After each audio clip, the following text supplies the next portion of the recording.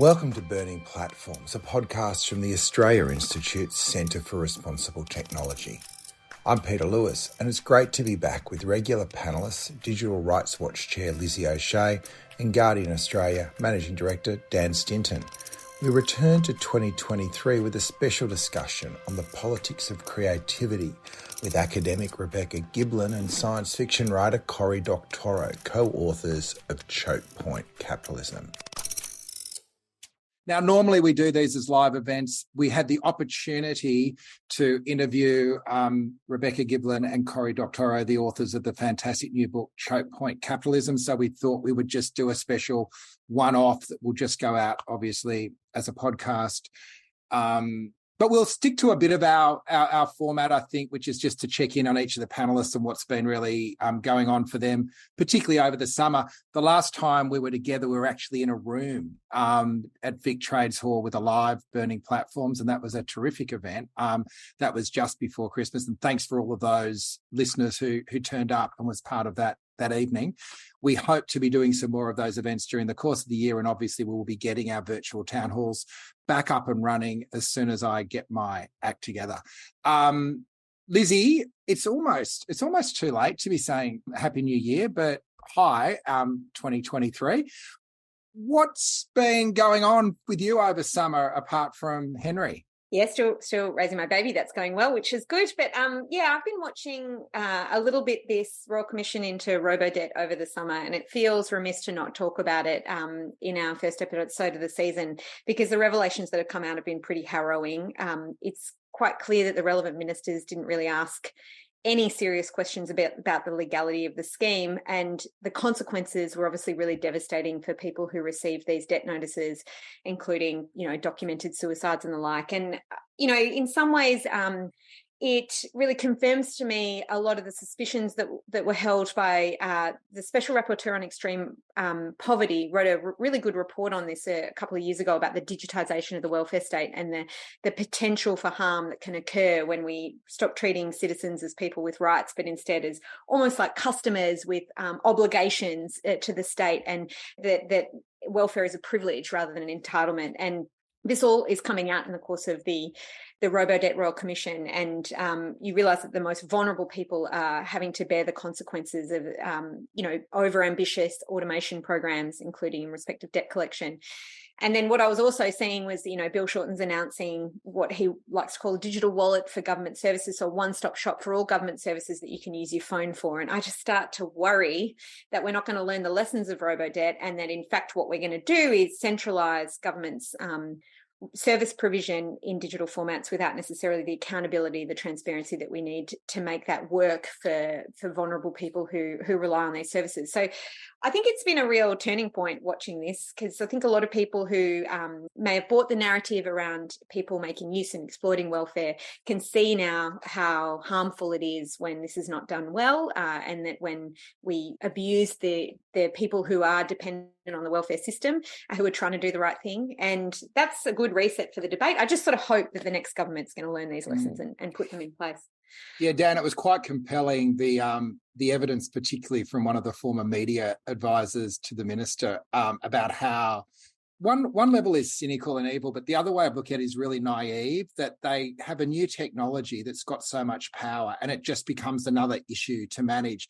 Now, your journalists were fantastic at bringing the whole robo-debt issue to life, but I wonder your reflections on the role of media in bringing in building narratives around new technology and taking cause to pause before it's just either a shiny new thing or something that's gone totally bad.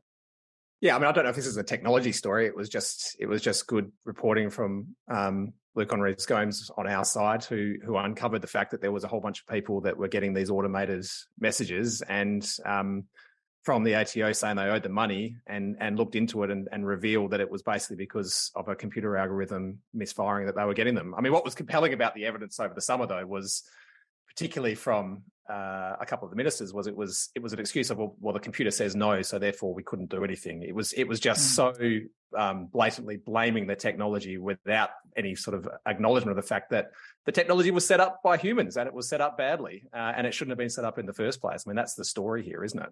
So, look, we'll keep doing our job and reporting on it, and hopefully there'll be some accountability from this. But I think it just shows the perils of outsourcing decisions to machines.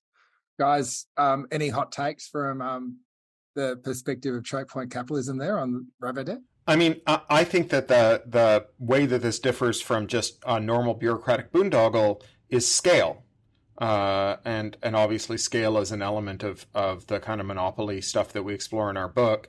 The damage that an individual bureaucrat who's a little too fast with their red denied stamp can do is limited to the kind of human capability to raise and lower that stamp and re-ink it on the pad. A computer can step in with the role of a capricious and thoughtless bureaucrat at a speed that beggars the imagination. And of course, whenever we see machine learning being mooted, on the one hand, the people who promote it as a means of automating processes say, well, look, we can do things at a scale that would otherwise be intractable with humans. And then when they're criticized, they say, oh, but we'll put a human in the loop.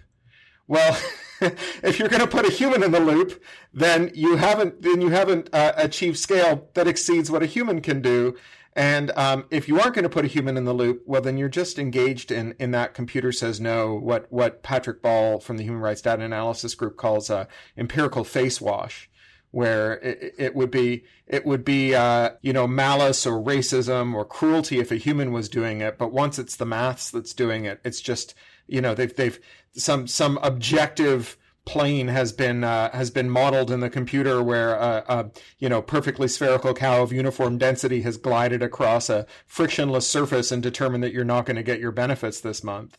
I love Patrick Ball's work. I think it's great. And if you're not familiar with it, you should Google it. But I completely agree. If the human in the loop is Christian Porter, you can be sure he will not ask the relevant questions to determine whether it's legal or not. And he's basically confessed that in the Royal Commission as much. So anyway, Rebecca. One of the benefits of this happening at such scale is that so many people knew someone who was affected by it and saw how intensely problematic it was. And so that, I think, is where we perhaps hopefully have some cause for optimism. What I'm really sensing from the Australian public is that they want the government to be held accountable for this. But what I'm also hearing from the public service when I'm having discussions with people in all different departments is, we can't have another robo-debt. We can't have another robo-debt. And so perhaps ultimately, like as tragic as it's been, perhaps we can finally learn something from some mistakes and put some processes in place to try and make that stick. Let's see what happens. It's the one form of machine learning that we can never seem to master is teaching the societal machine a lesson with feedback. Well, speaking of machine learning, if you remember back, at the end of last year, there was this whiz-bang new thing called ChatGTP, and at our live event, we had great fun working out whether the algorithm had written it or Dan had written it. Now, Dan, you spent a bit of time over summer thinking through a bit more deeply about what this means, particularly for your industry, the media. What's been going on in your head? Yeah, I mean, what was very disconcerting about that session, sorry to relive it, was that most people couldn't tell the difference between the machine or me, which I think speaks volumes about my personality. But we shall move on. Look, me, like I guess most of the planet, have been pretty interested in what's been happening with artificial intelligence off the back of ChatGPT. But what's really focused the minds for me and my industry, particularly in the last week or so, is just how this is now being deployed in search. So we saw this first with Microsoft, with Bing, where they integrated ChatGPT-like functionality into the results. And just to give you an example of how this is potentially going to really change things from search is, you can ask a question like, why did Russia invade Ukraine? And it can come up with, a few paragraph response, which explains it with some sophistication with a whole bunch of sources that are referenced there. And then Google have just announced their Bard system, which is going to do something very similar. Now, I've got two big concerns about this, which sort of flow on from each other.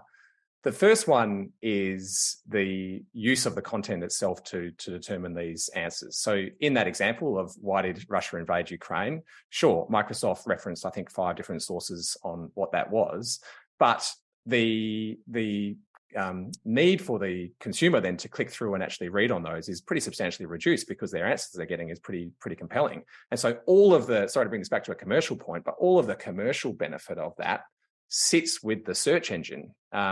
And they're doing that without paying any licensing fees. Now, obviously, that's a concern for publishers. If I was Wikipedia, I mean, this would be keeping me up at night, because surely all of these artificial intelligence, that the material that they are learning on, I'm sure Wikipedia plays a pretty disproportionately large role in that. So I'm wondering what their take on it would be. And then the flow on from that is, if people aren't clicking through to publisher websites to source information anymore, does that mean that traffic to publisher websites is going to decline substantially, which is where we monetize the audience? Now, to a certain extent, this has always existed. Google One Boxes, other things have summarized news events on their search results pages. Sorry to mention the war, Lizzie, but one of the central arguments of the News Media Bargaining Code was that was preventing people from clicking through to publisher websites because more and more information was being displayed on the search engine results pages. This is that on steroids, right? Because the results are going to be even more compelling. The sources for that are going to be more opaque, and therefore the need for people to click through to the actual publisher websites is going to be substantially diminished, or could be substantially diminished if we don't get this right. So it's a really fascinating moment for the publishing industry. I think it probably touches on a lot of the things in your book, which we're going to be discussing as well. But I'm pretty concerned about where this is going, because as usual, it's going at the speed of light without much consideration to the downside of what this new technology is going to bring to incumbent industries. Yeah, Lizzie, what's your take on it? I must say I'm still at the toy phase. My 16-year-old spent a night debating communism with the engine, and he got kicked off by the AI. But that's what happens when you become strident and you're 16. How are you thinking it through? Well, my worry, I suppose, is that like with other forms of natural language processing trained on large volumes of material, there will be biases, prejudice baked into the raw material that's used to train the system, or the artificial intelligence. I mean, Kate Crawford says that artificial intelligence is neither artificial nor intelligent, which I think is a good line. But, the machine learning, shall we say. But what I was going to say was that has already proven to be a bit of a problem in ChatGPT. Some people have been doing some experiments with writing performance reviews, for example, for certain, jobs without mentioning gender, and then ChatGPT doesn't immediately, sorry, that's not true, has a bias towards assigning genders to certain kinds of professions. As you can probably imagine, engineers and nurses, these tend to be, you can imagine how a ChatGPT learning from large data sources that are available in terms of text would have a bias that those professions would be gendered. So, nurses being women, engineers being men, and it goes on. And so I do wonder whether we might have the same problem we were talking about before, this appearance of neutrality concealing biases that go on underneath. And if we start incorporating that into searches, I'd be really interested to read what they think the causes are of the war in the Ukraine, because of course there's multiple different perspectives on that. Ones that are perhaps critical of the US mission or involvement there, the role of or also, other countries and NATO and the like. So it's a much more sophisticated question than I think you can just learn from a large cohort of news that has its own intractable biases, I think. And it's interesting to think, could you create an AI to game the AI, so that if you wanted to push an outcome of ChatGPT, can you actually work out a way of flooding the zone with disinformation so that what ends up in the truth is your truth? What do you guys reckon? Have you been playing with it, Cory or Rebecca?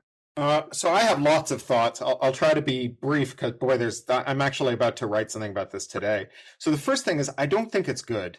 I mean, just as a news summarizer, I think that I'm not the first person to observe that ChatGPT doesn't know when it's lying, and it speaks with enormous confidence, irrespective of whether it's telling the truth or lying. I think that makes it very poorly suited to being a search summarizer. And, I've played with it as well and said, to give me the bibliography of a writer I know well. And it's invented books out of the whole cloth. Just made up books that the writer never wrote and summarized them for me. They're plausible, but, I should look there for some inspiration. Anyway, go on. Yeah, the parallel universe. As to Google, I think that every time Google gets into this, so Google has this problem, which is that they're very bad at inventing things. Google has made 1.5 successful products. They made a search engine and a Hotmail clone, Everything else they've built internally failed. Everything that they've succeeded with, they bought from someone else. But Google's self-image and source of enormous anxiety is that they call themselves an idea factory. And so, back when Yahoo went into China and started censoring search results, Google was stampeded into doing it too. And that lasted right up to the moment that China hacked Gmail and they pulled out again. Then Google decided that they wanted to compete with Facebook. And so they decreed that all of their engineers' salaries would be dependent on how much Google Plus they could jam into every product, irrespective of whether it made it good. And Google just got, the term I use now is in-shitified, right? Just everything was terrible and got progressively worse until they pulled the plug on it. That, I think, is going to happen with Bard. I think they're going to make everyone's KPI, their key performance indicator, and thus their bonus, dependent on Bard integration, without any regard to whether it makes the product better. And all of this is like downstream of the monopoly problem, right? If Google had just been prohibited from purchasing nascent rivals like YouTube and Android and their entire ad tech stack, their server management tools, their customer service tools, all of the stuff that they bought from other people, they just would not be this company in this position to do this thing.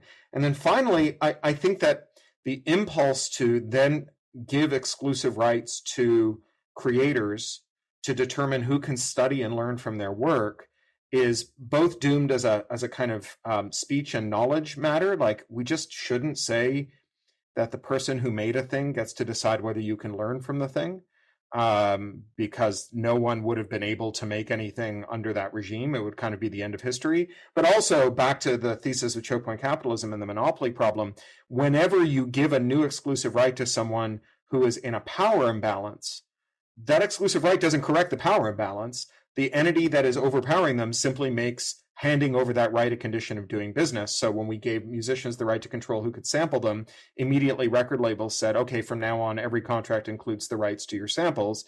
There's a story by Joseph Cox on Motherboard today about voice actors being non-negotiably required to sign away their voice rights as for training an ML system. So, maybe we'll give Rupert Murdoch the power to decide who can summarize the news. And Rupert Murdoch is just going to make a News Corp contractual term that no one can vary that says you sign away your rights to Rupert Murdoch to learn from the news stories you write. It's not going to help journalists in the slightest. It'll just give Rupert Murdoch more power. Let's we want to get into your book very quickly. I'll just round out our sort of summer reflections. The other thing that happened at the end of last year was I got voted off Twitter. I've been really happy to be off Twitter over the summer. I had my 30 days in purgatory. My account's lapsed. My followers are gone into the ethos. So it's just me on my own a lot of the time, and it's been really nice. But I am interested, have I been missing out on anything, guys? It's just drama that it's good to avoid, I think. Go on. Sorry, Rebecca. I mean, Cory, you spend a lot more time on Twitter than I do, but when I sort of pop in there, it just sort of feels like a dying mall. There's like tumbleweed vibes, and it does. There is that feeling that there's sort of no one there anymore. What's your feeling about how it's changing? It's it's a vibe shift, I think. I mean, the numbers are not terrible. They're down, but not horribly down from my understanding. But as Rebecca says, the vibe has changed, and I think that's because of an enshittification process where, if Twitter just shows you the people you follow, then they can't monetize your feed, right? Something they need. Every ad is a thing from someone you don't follow. Every boosted post is a post from someone you don't follow. If you're only going to read so many posts every day, and so if 100% of that is things that you asked for, then 0% of it is something that Twitter can charge someone money to show you. And so the feeds, Musk is trying to arrive at an equilibrium where Twitter is nearly so bad that you stop using it, but not quite so bad, because what he wants to do is move value from users and posters to shareholders, namely himself, which is the life cycle of every platform. That's the enshittification crisis in a two-sided market, is that first you want to lure in customers and give them a good deal. And then once they're all locked in, you lure in business customers to sell them things and you give them a good deal. And then once they're all locked in, you just make things miserable for all of them. The first 5 screens of an Amazon search are 50% ads. And of the 50% that's not ads, a good 20% are products that Amazon has cloned from its business customers. And so, that's kind of the death cycle of these things. They try to hit that equilibrium. They try to surf the wave of just nearly so bad you stop using it. But any exogenous shock, any overstep, any person whose KPI, they're really like leaning into that KPI because they want a big bonus, because they want to take the family on a ski holiday this Christmas. They're that can tip the platform over into the point where it's just not worth using, and then it trundles along on inertia, and then it becomes MySpace, and then it disappears. Are you feeling a bit soiled being in there, Dan? I was never the heavy user that I think everyone else on this meeting has been. I'm more of a voyeur and use it really just to read the news from different sources, because it was a very good source for that. And I would say that my experience, anecdotal, user group of one, is that it has degraded somewhat, because so many of the people that I follow are, including you, Peter, are not on there anymore. So therefore you come across less things. No, I mean, look, the key lesson, probably the obvious jokes, lesson. Is that what you're saying? Less dad jokes. Fewer dad jokes. I know, we're having to talk on the phone, Peter. It's horrible. But the key lesson, and probably an obvious lesson, is it just shows the value of moderation. I mean, this is the problem, right? So Elon has come in with all of his bluster, all about free speech, so that supposedly, decimated the safety team. And as a consequence, the kind of content which is on there is worse. And brands have gone, well, I don't want my brand to have anything to do with that. And so advertising has fallen through the floor. I mean, it's just, apart from it being the right thing to do to have good, effective, transparent moderation and substantial teams that are working on this, it's also good for business. And I think what this has shown is that he's just absolutely missed that point and is now trying to, scramble to this subscription kind of business model, but there's probably not going to be enough people there left to do it unless he gets his skates on. So, I mean, look, you wouldn't write it off yet, but it's just, I agree with your point before, Rebecca. It feels like digital tumbleweeds sort of rolling through there on occasion when you go on. So it's going to be interesting to see what happens in the year ahead.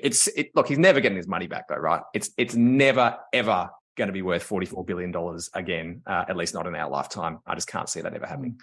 And Lizzie, I'm still trying to work through whether I need a home. I can't work out Mastodon. People have talked up Discord as a really good alternative if I can find my communities. I saw some guys that run a fantastic cricket podcast over the summer. They've got a really vibrant, closed community there.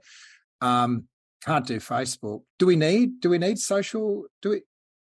Are we going back to the hair shirt? Could you live without social media altogether? And is that a useful thing? I mean, I probably, I'm sure I could. Do you know what I mean? But it also feels like there's a sadness in that, because one of the great things about the internet is the capacity to communicate with people from, outside of your physical circle, but, even your social one as well. So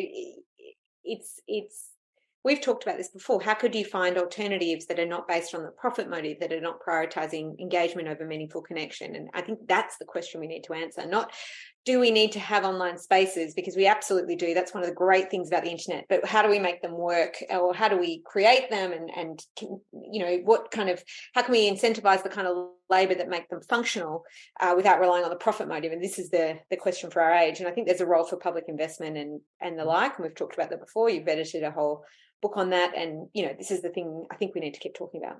I mean, if you look back to, look at the work of people like Douglas Rushkoff, Kate Rayworth, and talking about the need for sustainable economic systems that are not based on infinite growth, right? Isn't that arguably the solution, right? Because if we can grow something to the point where it's sustainable, you don't have to have this drive towards enshittification. It reaches maturity, and then we can continue on. If we can introduce that into our economy and our economic structures, we're going to be so much better off. That sounds like a fantastic segue into Chokepoint Capitalism.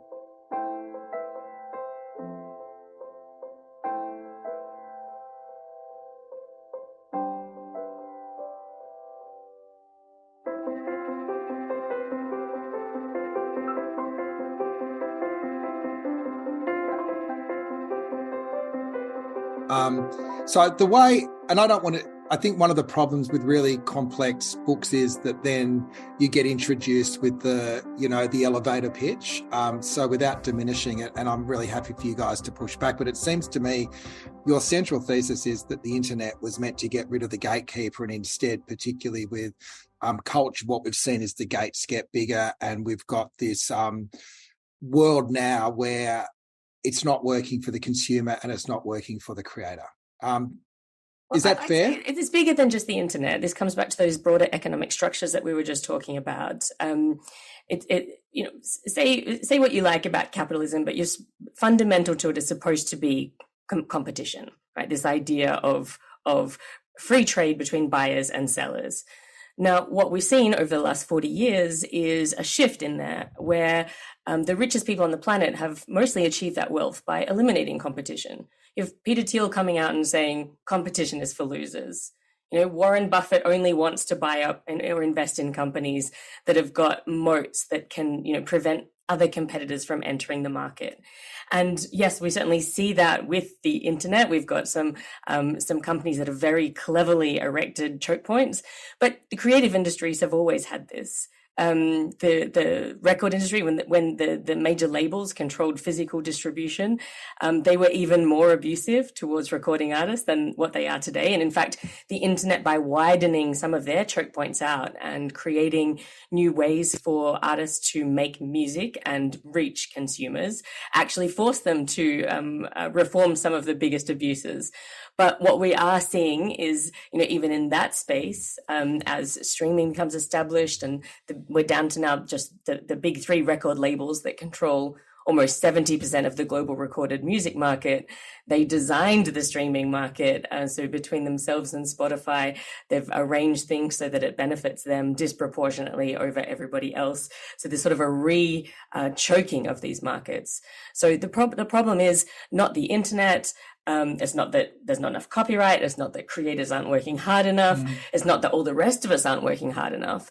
It's that we're seeing this progressive, inexorable decline of competition that sees the value of all of our labor being increasingly sucked up by a small class of shareholders and executives. Yeah, I wasn't trying to attribute blame to the internet per se. I was just more interested in, and maybe Cory, you can come in, the promise of the internet was to flatten those structures and create those connections. And that's what hasn't happened, right? Yeah, I mean, there's a great Kiwi software developer, Tom Eastman, who, if anyone's listening, he's looking for a job, I've just heard, who once tweeted, I'm old enough to remember when the web wasn't just 5 giant websites filled with screenshots of text from the other 4. And it's a phrase that's really stuck with me. Now, I think that, there's a kind of inevitabilist story that says, oh, well, that was always going to happen. That's what a mature market looks like. And as we talked about with Google earlier, it's not true. The decision to allow firms to acquire their competitors, the creation of legal regimes that allows them to exclude new market entrants, so they either buy them or they exclude them, one way or the other, you don't get competition. All of that, and in the case of the arts, the decision to make copyright last longer, which means that once a firm expropriates a bundle of copyrights from creators or acquires a competitor and its portfolio of copyrights, it then acquires this durable power, a 90-year sort of, which in the case of music, that might as well be forever. There's the amount of music we listen to that's more than 90 years old is just a rounding error. But still, I mean, recordings, not compositions. Sure. Once those are acquired, they just become a source of market power. And as with the voice artists, voice actors who are now being told to sign away the new right that other artists are arguing they should get, which is the right to decide who can train an ML with your creative work. Once these firms have the choke points, you can just keep handing artists more exclusive rights, and it's not going to make a damn bit of difference. The analogy we draw in the book is giving your bullied kid extra lunch money. It doesn't matter how much lunch money you give that kid, the bullies are still going to take it. And that's true whether or not the bullies are, using some of that stolen lunch money to run a campaign saying, won't someone think of the poor, starving school children of Australia, give them more lunch money? That lunch money that you give them is still going to go to the bullies. And so, we need these systemic interventions. So the first half of the book is just sort of explaining how this plays out. A lot of it's a little eye-watering. There's a term from finance called MIGO, which stands for my eyes glaze over. And this is, any kind of performative complexity in a financial instrument that is meant to, just sort of make you think that anything that's complicated must be good. As they say, a pile of shit this big has got to have a pony underneath it. we unwind some of those scams. But the second half of the book, we're just like, all right, breaking up companies is hard. Took 69 years to break up AT&T. Godspeed every regulator in the world who's trying to break up companies right now. What else can we do? Do we have to wait 69 years? Or can we intervene in specific ways that address these specific scams that we've unwound to actually change the distributional outcome of the arts, so that rather than, giving artists the right to feel aggrieved at their audience, which is what additional exclusive rights do, it actually gives them money to pay for groceries and rent and braces for their kids' teeth. And can I just chime in for anyone who's listening that has started reading the book and gave up after throwing it against the wall, just in full rage? We've had a lot of feedback from people about how incredibly enraging the first half of it is, because they kind of all knew how they sort of had a feeling that things were bad. And some of, many of them work in a particular creative industry and knew how bad it was there.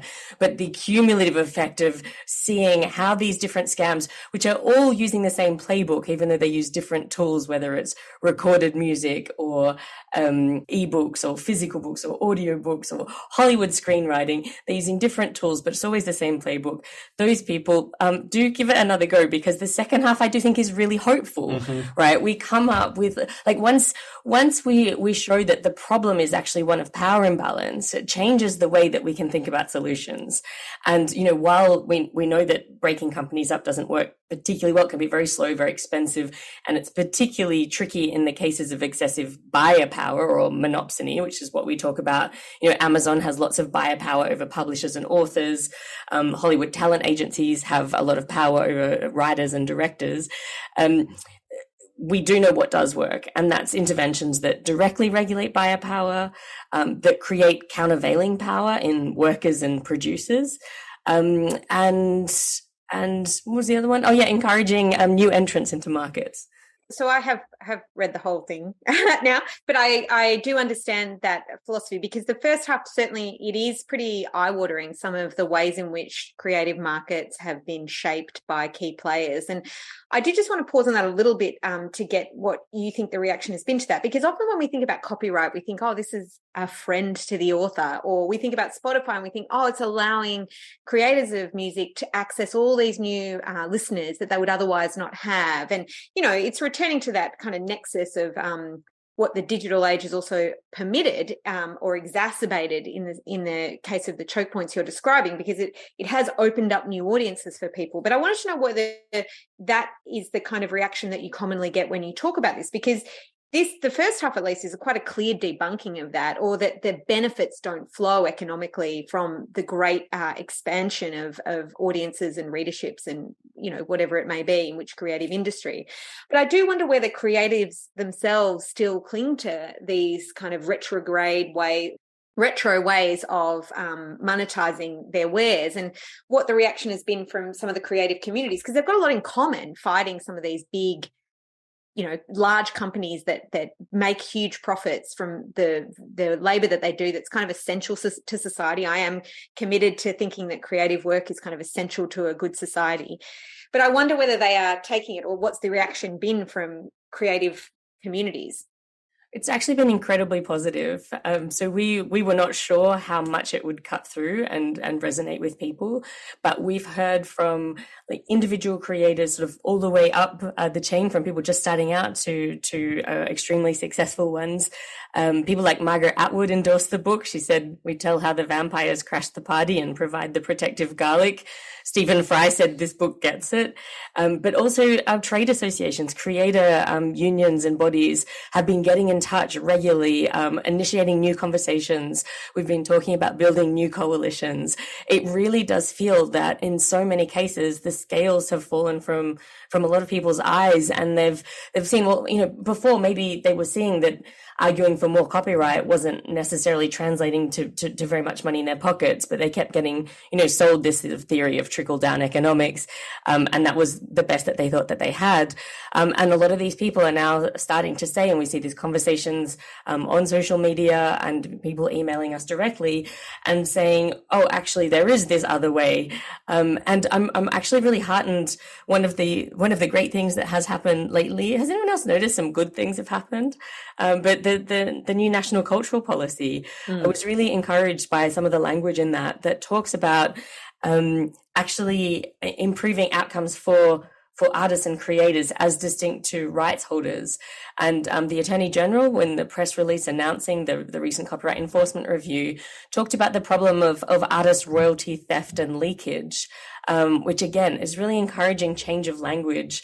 We've seen in the EU, in the 2019 directive, the introduction of new rights for creators that are actually aimed at helping creators level the playing field in their interactions with both the intermediaries that invest in getting their works produced and those that license it downstream, like YouTube. And so things like rights to transparency over how works are being used, what kind of revenue comes in from that, and how their share is calculated.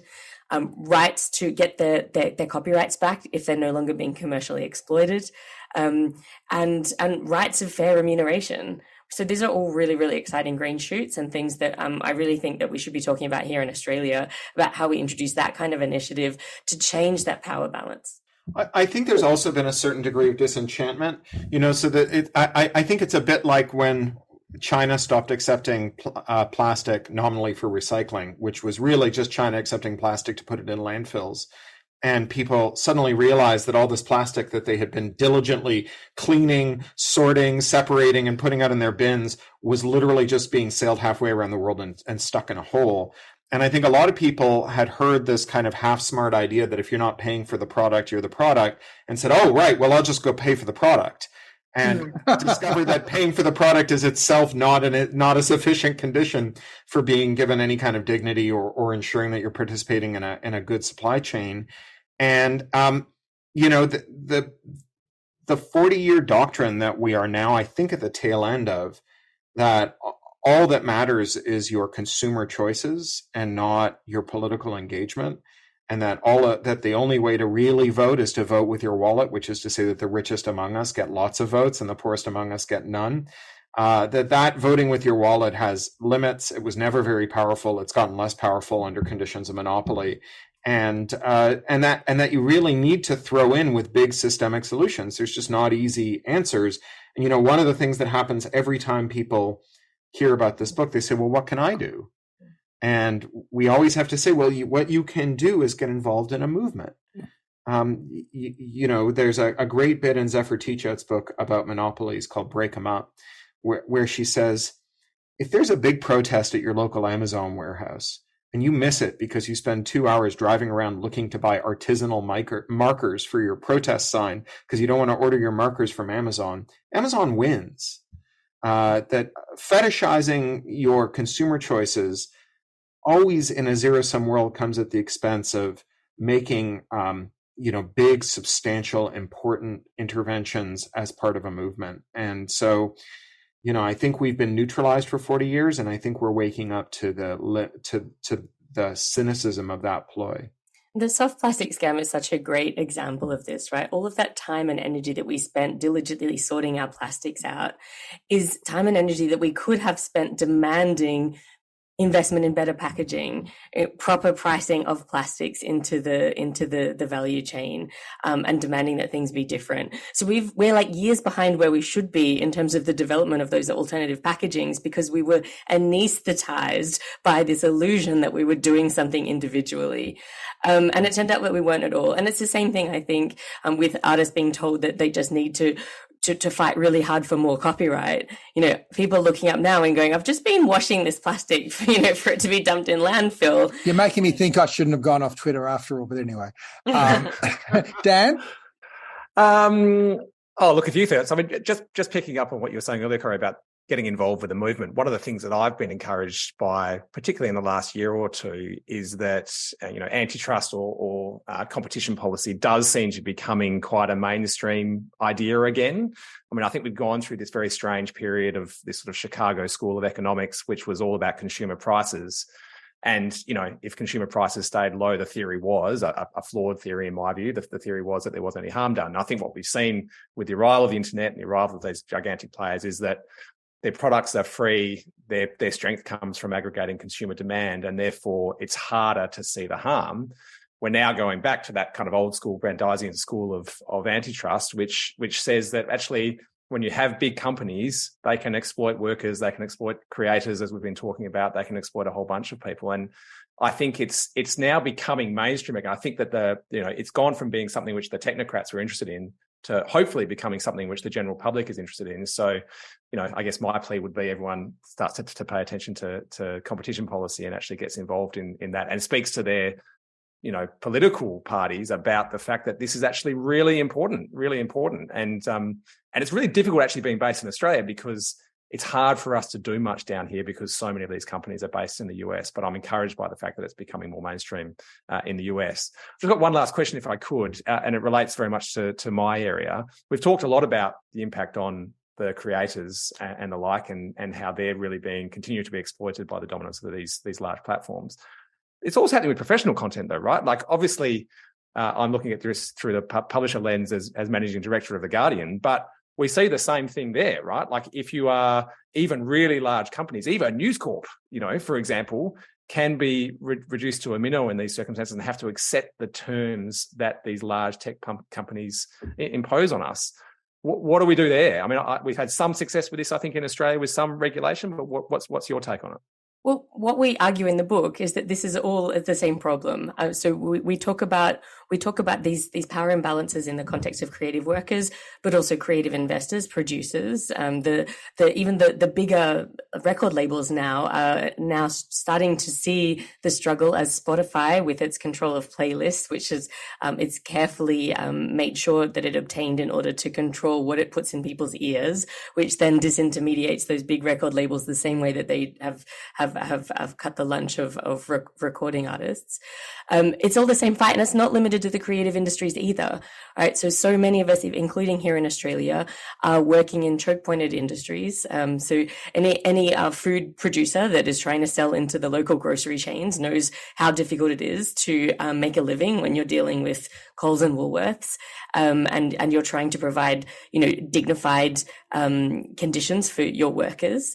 And so we really try and show that everything here, this steady decline in competition, the way in which capital has managed to pull so far ahead of labor in terms of the share that goes to who, it's all the same problem and it's all part of the same fight. And so we talk about building a movement. Cory, you tell this story better than me. Talk about Jamie Boyle. Sure. Yeah. So we have a colleague, James Boyle, who's a copyright scholar, Scottish, but he lives in North Carolina and teaches at Duke, where he runs the Center for the Public Domain with Jennifer Jenkins. And Jamie says that, before the term ecology was coined, people didn't know that they had the same fight. They if you care about owls and I care about the ozone layer, how are we on the same side? What does, the gaseous composition of the upper atmosphere have to do with charismatic nocturnal avians? But the word ecology crystallizes 1,000 issues into one movement. And there are people who are angry because all the beer is controlled by 2 companies, and there's people who are angry that all the shipping is controlled by 3 companies.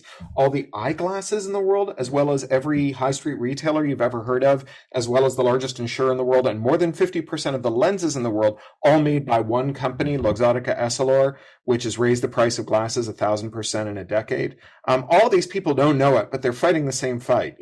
Back where I'm from in Ontario, teachers and nurses are sort of on the brink right now of going out on massive strikes. And they are facing the same issues that we are.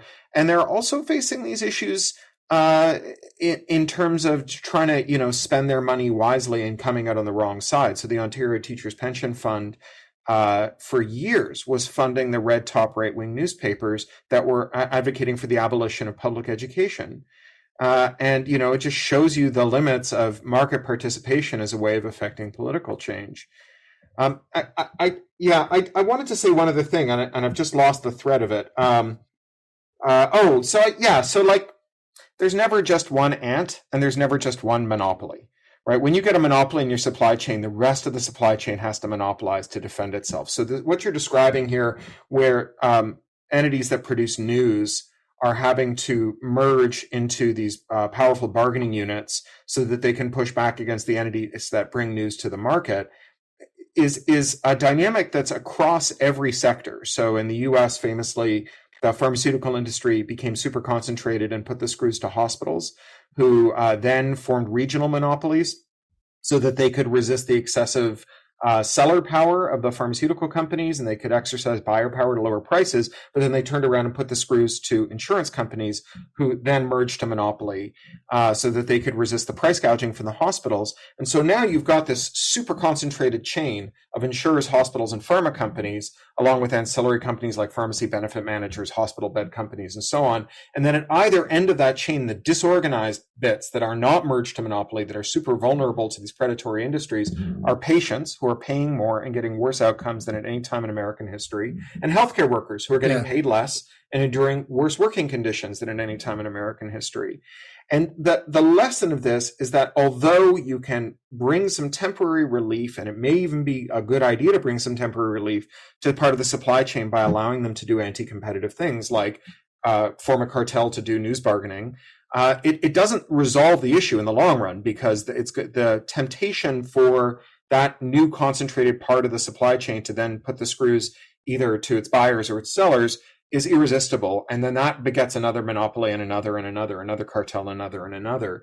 And in particular, back to this idea of exclusive rights, the one thing I'm very skeptical of in the news industry is creating exclusive rights over quoting, summarizing, and linking to the news. I just think that's a terrible idea. Speaking as someone who's written the news for 20 years, I rely on quoting, summarizing, and linking to the news. If you're not allowed to talk about the news, it's not the news, it's a secret. Meanwhile, when you look closely at what's going on in the sector, it's not that Facebook is stealing the news or Google is stealing the news, but what they are absolutely and unambiguously doing is stealing money by rigging the ad markets.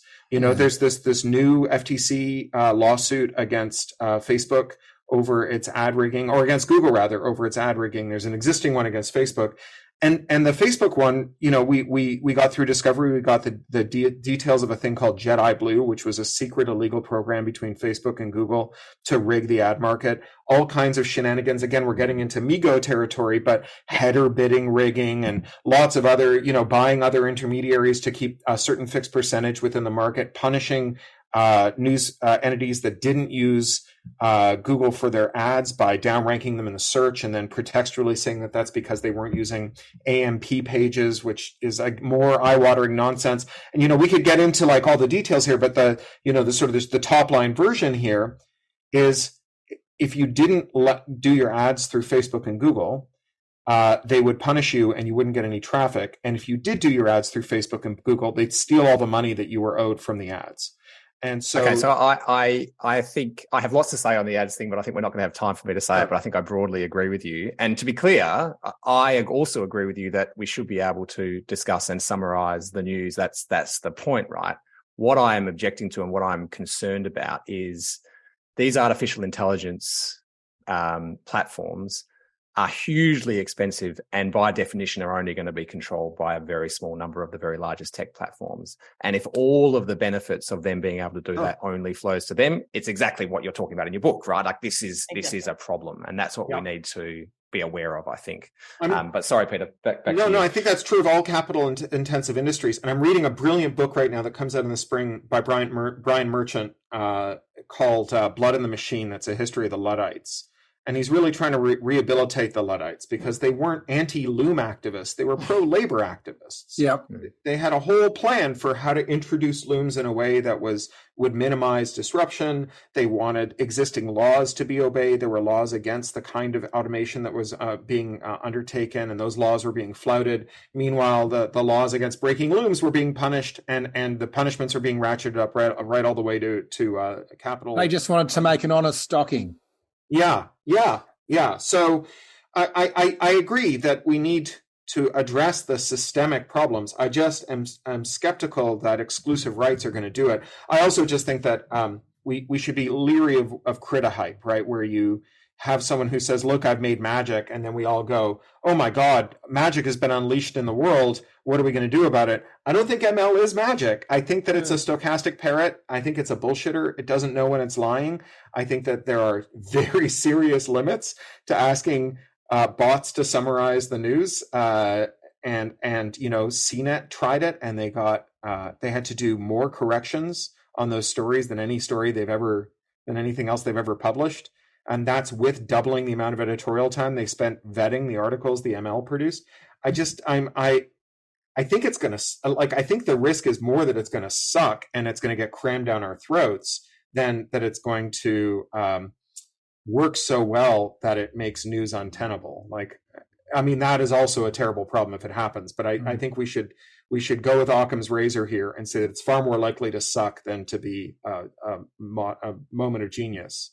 Yeah, I want to talk a little bit about some of the solutions that you propose, because I agree that when you're reading this, it does feel refreshing to think outside of just the antitrust box, just about breaking up big companies, because I don't think that's all we need to do. I think that it's much bigger than that, or the problem is more complex, but also there's multiple fronts on which you can resist this kind of stuff. But one of the things that comes to mind when you're talking about kind of centralization is that it doesn't strike me as necessarily a bad thing. Like, it should be the case that it's easy to access millions of listeners for your music, and that there's a central point to which they might come. But it's actually the profit motive attached to that central point, which is what gives rise to the vice. And of course, it's more complicated than that. But one of the things that you talk, among other solutions, about collective ownership. And what I was wondering, I mean, maybe you meant some of this but didn't explicitly say it, but I was curious about your thoughts about doing something like socializing or nationalizing some of these companies that give rise to these choke points. Like something like Twitter, as it dies this, Elon Musk fueled death, you could imagine how it could be turned into a publicly owned kind of version of itself. Like we talked about Wikipedia before, that's the traditional example that's commonly used in books about the internet, as a non-commercial website that is very successful and extremely popular. Like, it's got its faults, but it does work for what it says it's doing. And I wonder whether, investment by the state, but also exploring alternative ownership arrangements is what you had in mind. That comes with negatives, I think, too. It's worth acknowledging. But what is the role of the state as potentially the surveillor in chief, but also as an entity that can afford to actually buy out some of these massive companies and potentially create spaces that are not motivated by profit? What is the role of governments in these contexts in terms of canvassing collective ownership? We think that there can be, and particularly in providing collectively owned infrastructure that removes some of the biases that do come from the profit motive, but also from those architectures being designed by people who are the biggest beneficiaries of existing systems. And then, oh, wow, what a coincidence, the new one also disproportionately benefits them. And so we talk about this, for example, in the context of music streaming and the idea of having a national digital music library where you can, and that's built on a proposal of Henderson Cole about how you could go about doing that. But we do think that by changing those ownership structures and taking advantage of, there's so much terrific code already out there that's openly sourced, transparent, that has mission focused people, values driven people working on it.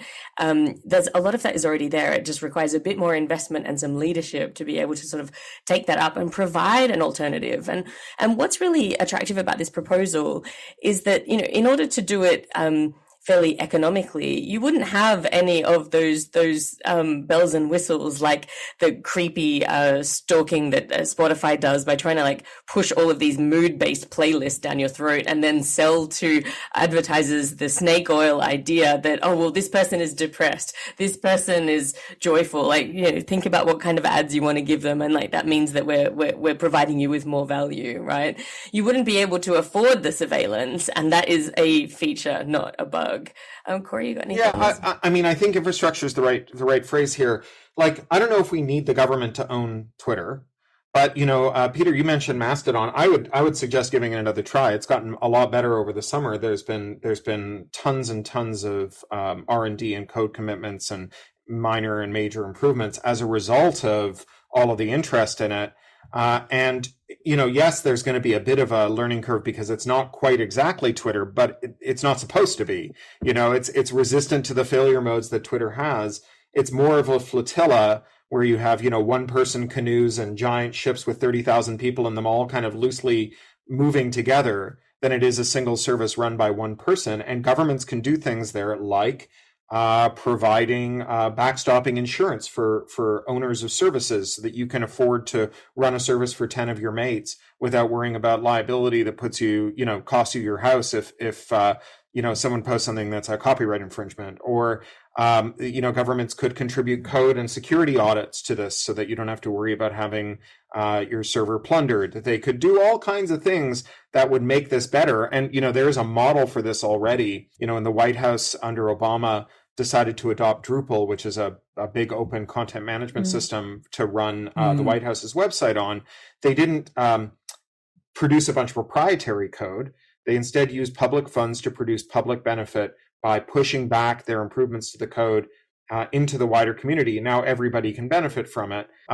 That's the kind of commons that governments are well situated to contribute to without owning, right? They're simply providing stewardship without ownership and improvement. And that means that you can get contributions across governments, including governments that are hostile to one another or that are trade adversaries, that still redound to the benefit of the people they represent. And I would love to see more public investment in things like Mastodon rather than taking Twitter into private ownership, because, as you say, surveillor in chief, I think anyone who lived through the post 9/11 era has to be skeptical of the idea that our public square will be managed by the same people who lied us into a 20-year war in Iraq. Can I just round out the conversation? We're almost out of time, just with the focus back on the creator. Now, Cory, unlike me, you're a very successful author. I don't know the degree to which copyright has been part of your business model, but I'm interested from someone whose primary mission in life is to be a creative producer. What is the world you would like to see for someone like you? So when I was a baby writer, there were 300 distributors that distributed to the mass market, which is the non-bookstore trade. That's where most science fiction was sold back then. The reason there were 300 of them is because the non-bookstore retailers, chemists, grocers, and so on, were primarily standalone businesses or small regional chains. There was an enormous diversity of work distributed to a very wide set of publics, and they were published by 30 approximately same-sized publishers in New York. Today, there are 5 publishers in New York. There is 1 national mass market distributor, and there are 3 or 4 major big box stores where nearly all the mass market sales take place. And I think that we are now in a position where if our dictators aren't benevolent, or if they are benevolent but they're not perfectly competent, they can inflict just titanic harms on so many writers and so many writers' careers. And when I wake up in a cold sweat worried about my future as a writer, I worry about one of those elephants stepping on me. I worry about a distributor making a choice, a retailer making a choice that maybe without even thinking about my work, just more broadly, and that extinguishing my career. And, I've seen it happen to colleagues. I watched it happen over the 30-year transformation to where we are now. I think it is the greatest existential risk we have. Guys, thanks for the discussion. It's been fantastic. Really looking forward to your ideas taking hold. Recommend highly Chokepoint Capitalism to everyone listening, and have a great book tour. You are in Sydney next week at the State Library, I know, but we'll send out with an email any other events you're appearing at, because right. Fantastic That's right. conversation. Sydney, Melbourne, Canberra next week, and Brisbane tonight, but that's sold out and too late for everyone anyway. Have a good one, guys. Thanks a lot. Thanks so much. Right. Thank you. Bye. Well, this was Burning Platforms, recorded on February 8. It was produced on Gadigal land by Jennifer Macy. We'll be back with our regular series of live virtual town halls in the next few weeks. See you then.